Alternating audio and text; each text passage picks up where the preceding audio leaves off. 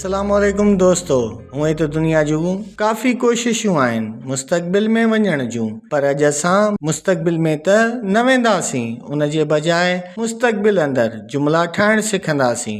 ज़मान मुस्तक़बिल कामिल मुकम्मिल खे वठी असां ज़मान कामिल जा हाल अंदरि ऐं माज़ी अंदरि जुमला ठाहिण सिखियासीं। ज़मान कामिल खे वठी मुस्तक़बिल जा जुमला ठाहिण लाइ का नई शइ इस्तेमालु कोन थींदी, बसि हिकु ई शइ जो फ़र्क़ु रहंदो। अवां बिल्कुलु सही सुञातो, शल ऐं विल। शल ऐं विल सां असीं ज़मान कामिल जी ज़ाती सुञाणप लाज़मी लागू कंदासीं। मतिलब त हैव मुकम्मल तौर ते शल हैव या विल हैव। अचो त स्ट्रक्चर खे ॾिसूं। सब्जेक्ट हेल्पिंग वर्ब यानी शल have will have, third form of verb object ऐं फ्रेज़। मिसाल तौर मां मानी खाई चुकंदुसि, आई शल हैव ईटन मील।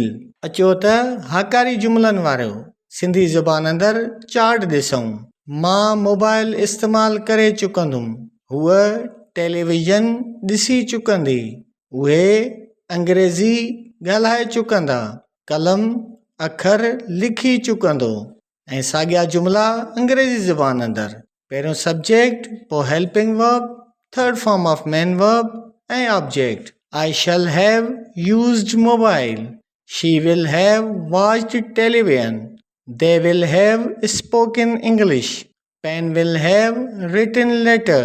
मथे पढ़ियोसीं त ज़मान मुस्तक़बिल मुकम्मल अंदरि हाकारी जुमला कीअं ठाहिजनि। हाणे पढ़ंदासीं त नाकारी जुमला ज़मान मुस्तक़बिल कामिल मूजिब कीअं ठाहिजनि। मां मोबाइल न इस्तेमालु करे चुकंदुमि, हूअ टेलीविज़न न ॾिसी चुकंदी, उहे अंग्रेज़ी न ॻाल्हाए चुकंदा, कलम अखर न लिखी चुकंदो।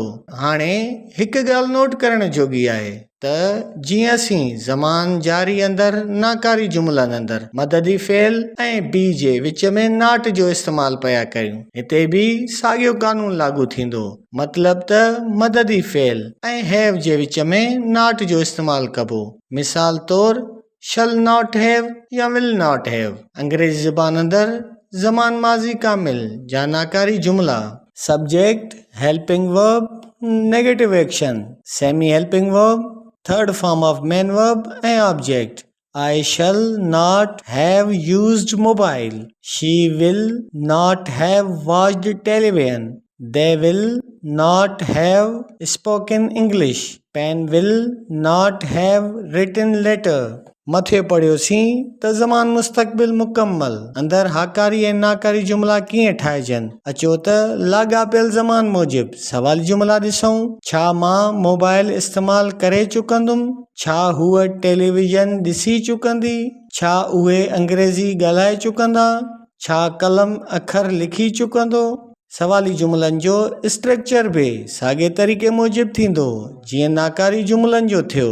सवाली जुमला अंग्रेज़ी ज़ुबान मूजिब helping verb, subject, semi helping verb, third form of main verb ऐं object. Shall I have used mobile, will she have watched television, will they have spoken English, will pen have written letter। अॼु जे video जी पुॼाणी नाए ज़मान जो इख़्तिताम आहे। ईंदड़ videos अंदरि असीं बाक़ी रहंदड़ टिनि ज़माननि जो ज़िक्र कंदासीं। तेसीं ताईं असांजे हिन कोर्स जो हिसो बणिजण लाइ AHE अकेडमी खे सब्सक्राइब करे रखो ऐं बेल आइकन खे क्लिक कयो त जीअं असांजे ईंदड़ वीडियोज़ जी नोटिफिकेशन अव्हां ताईं पहुचंदी रहे। Thank U.